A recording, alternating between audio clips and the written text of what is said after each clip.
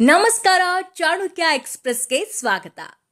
ಕುಷ್ಟಗಿ ಪಟ್ಟಣದ ಶ್ರೀ ಬಸವ ಭವನದಲ್ಲಿ ತಾಲೂಕು ವಕೀಲರ ಸಂಘ, ಮಹಿಳಾ ಮತ್ತು ಮಕ್ಕಳ ಕಲ್ಯಾಣ ಅಭಿವೃದ್ಧಿ ಇಲಾಖೆ ಹಾಗೂ ಕರ್ನಾಟಕ ರಾಜ್ಯ ಮಹಿಳಾ ಅಭಿವೃದ್ಧಿ ನಿಗಮ ಬೆಂಗಳೂರು, ದೇವದಾಸಿ ಪುನರ್ವಸತಿ ಯೋಜನೆ ಕೊಪ್ಪಳ ಹಾಗೂ ವಿಮುಕ್ತ ದೇವದಾಸಿ ಮಹಿಳಾ ವೇದಿಕೆ ಕುಷ್ಟಗಿಯವರ ಸಂಯುಕ್ತಾಶ್ರಯದಲ್ಲಿ ಮಾಜಿ ದೇವದಾಸಿ ಮಹಿಳೆಯರಿಗಾಗಿ ಕಾನೂನು ಅರಿವು ನೆರವು ಕಾರ್ಯಕ್ರಮವನ್ನು ನಡೆಸಲಾಯಿತು.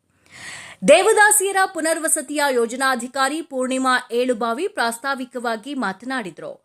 ದೇವದಾಸಿ ಪದ್ಧತಿ ನಿಷೇಧವಿದೆ, ಸಂಪೂರ್ಣವಾಗಿ ಈ ಪದ್ಧತಿ ನಿರ್ಮೂಲನೆ ಆಗಬೇಕು. ಇನ್ನು ಕೆಲವೇ ದಿನಗಳಲ್ಲಿ ಮರು ಸಮೀಕ್ಷೆ ನೋಂದಣಿ ಸೇರ್ಪಡೆ ಕಾರ್ಯ ಪ್ರಾರಂಭವಾಗಲಿದೆ, ಅದರಲ್ಲಿ ನೋಂದಣಿ ಮಾಡಿಸಿಕೊಳ್ಳಬೇಕು ಎಂದರು.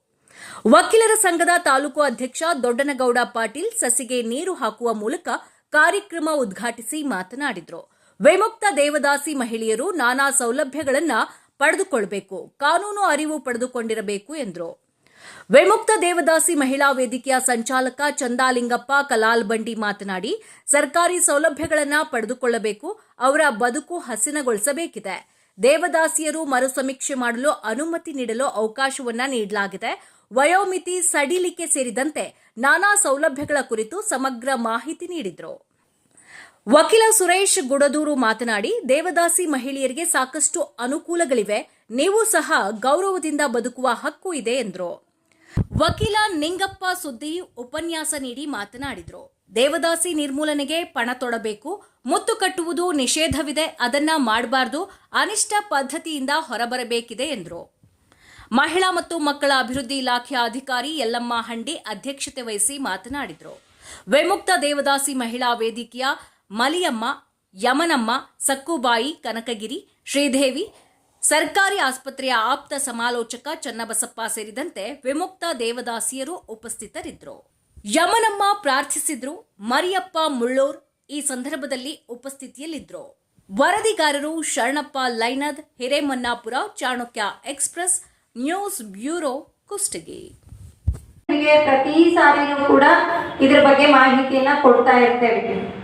ದೇವದಾಸಿ ಪದ್ಧತಿ ನಿಷೇಧ ಮಾಡಿದೆ ಸರ್ಕಾರ ಅಂತಂದ್ರೂ ಕೂಡ ನಾವು ಎಲ್ಲೋ ಒಂದ್ ಕಡೆ ಯಾತರ ಮನಸ್ಸನ್ನ ಬಿಡ್ತಾ ಇರ್ತೀವಿ, ಅಯ್ಯೋ ಈಕಿನ ಯಾರು ಮದ್ವೆ ಮಾಡ್ಕೊಳ್ತಿಲ್ಲ, ದೇವದಾಸಿ ಪದ್ಧತಿ ಬಿಟ್ಬಿಡೋಣ ಅಂತೇಳಿ. ಈಗಲೂ ಅಂತ ಒಂದು ಮನಸ್ಥಿತಿಗಳು ಅದಾವ ಅನ್ನೋದಂತ ಕೇಳಿದ್ರೆ ಮನಸ್ಸಿಗೆ ಬಹಳ ದುಃಖ ಆಗುತ್ತೆ. ಇಲ್ಲಿ ಕೆಲವೊಂದು ಹಳ್ಳಿಗಳಲ್ಲಿ ಆ ಥರದ ವ್ಯವಸ್ಥೆಗಳನ್ನ ನಾವು ಕದ್ದು ಮುಚ್ಚಿ ಮಾಡುವಂತ ವ್ಯವಸ್ಥೆನ ನೋಡ್ತೇವೆ.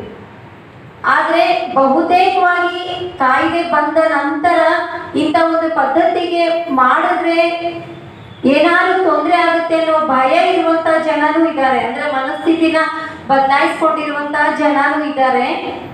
ಇನ್ನು ಸ್ವಲ್ಪ ಮಟ್ಟಿನ ಜನ ಈ ಪದ್ಧತಿಗೆ ಒಳಗಾದ್ರೆ ನನ್ನ ಆಸ್ತಿ ಎಲ್ಲ ಎಲ್ಲೂ ಹೋಗಲ್ಲ, ಅಥವಾ ಹೆಣ್ಮಗಳ ದಡ ನಮ್ಮನ್ನು ನೋಡ್ಕೊಂತಾಳ, ಅಥವಾ ಆಕೆಗೆ ಮದ್ವೆ ಮಾಡ್ಕೊಳ್ಳೋದಾದಂತ ಒಂದು ವಾಸಿ ಆಗದಂತ ಕಾಯಿಲೆ ಇದೆ ಅಂತವ್ರಿಗೆ ಈ ತರ ಪದ್ಧತಿ ಬಿಟ್ಬಿಟ್ರೆ ಹೆಂಗೂ ಮುಂದೆ ಇಲ್ಲೇ ಇರ್ತಾಳ ಅಂತ ಇನ್ನು ಕೆಲವೊಬ್ಬರ ನಂಬಿಕೆಗಳಿದೆ. ಆ ಎಲ್ಲಾ ನಂಬಿಕೆಗಳ ನಮ್ಗೆ ಬುಡ ಸಮೇತ ಹೋಗ್ಬೇಕು ಅಂದ್ರೆ ನಾವು ಪದೇ ಪದೇ ನಿಮಗೆ ಕಾನೂನಿನ ತಿಳುವಳಿಕೆಗಳನ್ನ ಹೇಳ್ಬೇಕಾಗ್ತದೆ. ಅಂತ ಒಂದು ಏನದು ದೇವದಾಸಿ ಪದ್ಧತಿನ ಸಂಪೂರ್ಣವಾಗಿ ನಿರ್ಮೂಲನೆ ಮಾಡುವಂತ ತಾಲೂಕು ಅನ್ನಂತ ಒಂದು ಯಾವಾಗ ಘೋಷಣೆ ಆಗುತ್ತೆ ಅಲ್ಲಿವರೆಗೂ ನಾವು ಈ ಪದ್ಧತಿ ಬಗ್ಗೆ ನಿಮಗೆ. ಹಾಗಾಗಿ ತಾವೆಲ್ಲರೂ ಈ ದೇವದಾಸಿ ಮಹಿಳೆಯರಿಗೆ ಇರ್ತಕ್ಕಂಥ ಸೌಲಭ್ಯಗಳನ್ನ ಪಡೆದುಕೊಳ್ಳುವಲ್ಲಿ ಪ್ರಯತ್ನ ಮಾಡಬೇಕು. ನಮಗೇನ್ ಬಿಡ್ರಿ, ಅವ್ರ ಆಫೀಸರ್ ಬಂದಿರ್ತಾರ, ಭಾಷಣ ಮಾಡ್ತಾರ, ಹೋಕಾರ ಅಂತ ಅನ್ಬಾರ್ದು. ಅದು ನಿಮಗೋಸ್ಕರ ಇರತಕ್ಕಂತ ಕಾರ್ಯಕ್ರಮ. ನಿಮ್ಮ ಹಕ್ಕುಗಳನ್ನ ಪಡ್ಕೊಳ್ಳಿಕ್ಕೆ ನೀವು ಪ್ರಯತ್ನ ಮಾಡ್ಬೇಕು. ಇಲ್ಲಿ ಯಾರು ಹಕ್ಕುಗಳನ್ನು ಕೊಡಗಿಲ್ಲ, ಸೌಲಭ್ಯ ಕೊಡಗಲ್ಲ. ನಮ್ಮ ಹಕ್ಕನ್ನ ನಾವು ಪಡ್ಕೊಳ್ಳಿಕ್ಕೆ ಪ್ರಯತ್ನ ಮಾಡಬೇಕು, ಅದು ನಮ್ಮ ಕರ್ತವ್ಯ. ಈಗ ನಾವು ಉದಾಹರಣೆಗೆ ಒಂದು ಹೇಳ್ಬೇಕಂದ್ರೆ ನಮ್ಮ ಕೊಪ್ಪಳ ಜಿಲ್ಲೆಯಲ್ಲಿ ಹಿರೇಸಿಂದೋಗಿ ಅಂತಕ್ಕಂಥದ್ದು ಒಂದು ಗ್ರಾಮ ಇದೆ. ತಾವು ನೋಡಿದಿರೋ ಎಲ್ಲೋ ಗೊತ್ತಿಲ್ಲ, ನಾವು ನೋಡಿದ್ದೇವೆ. ಅಲ್ಲ, ಹಿರೇಸಿಂದೋಗಿ ಗ್ರಾಮದಲ್ಲಿ ಏನು ವ್ಯವಸ್ಥೆ ಇದೆ ಅಂತಂದ್ರೆ, ತಮ್ಮ ಹಿರಿಯ ಸಹೋದರರಿರ್ಬೋದು, ತಮಗೆ ಸಂಬಂಧಿಕರಿರೋದರೋ ಗೊತ್ತಿಲ್ಲ, ಅವರು ನಿಮ್ಗಿಂತ ಹೆಚ್ಚಿನ ದೇವರು ಸ್ವರೂಪರು ಅಂತ ಅವರು ವಿಚಾರ.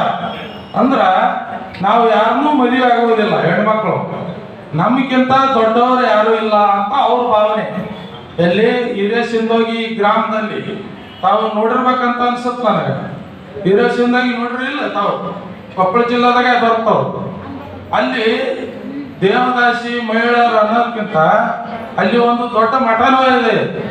ಆ ಮಠದಲ್ಲಿ ಇರ್ತಕ್ಕಂಥ ಮಹಿಳೆಯರು ಅವ್ರದ್ದೊಂದು ಉತ್ತರ ಏನಂದ್ರೆ, ನೀವು ಯಾಕ್ರಿ ಮದುವೆ ಆಗ್ತಾ ಇಲ್ಲ ಅಂತ ಕೇಳಿದ್ರೆ ಅವ್ರು ಹೇಳ್ತಕ್ಕಂಥ ಉತ್ತರ ನಮ್ಗಿಂತ. ನಾವು ಕೊಟ್ಟಂತ ಮಾಹಿತಿ ಇಷ್ಟವಾಗಿದ್ದಲ್ಲಿ ಲೈಕ್ ಮಾಡಿ, ಶೇರ್ ಮಾಡಿ, ಕಮೆಂಟ್ ಮಾಡಿ ಹಾಗೂ ಮತ್ತಷ್ಟು ಮಾಹಿತಿಗಾಗಿ ಈಗಲೇ ಸಬ್ಸ್ಕ್ರೈಬ್ ಮಾಡಿಕೊಳ್ಳಿ ಚಾಣಕ್ಯ ಎಕ್ಸ್‌ಪ್ರೆಸ್ ಯೂಟ್ಯೂಬ್ ಚಾನಲ್.